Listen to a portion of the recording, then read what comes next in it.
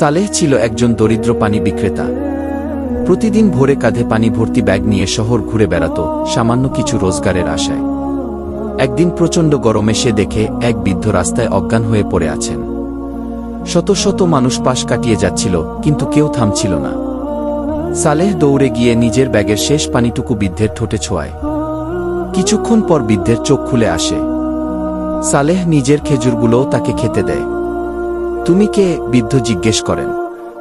আমি একজন সাধারণ মানুষ, পানি বিক্রি করি, সালেহ উত্তর দেয়।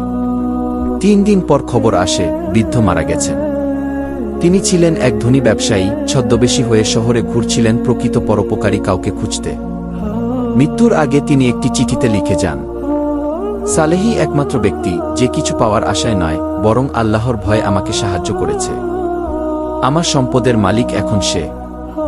শহরের মানুষ হতবাক। সালেহ কাঁদে, সে তো শুধু একজনকে সাহায্য করতে চেয়েছিল।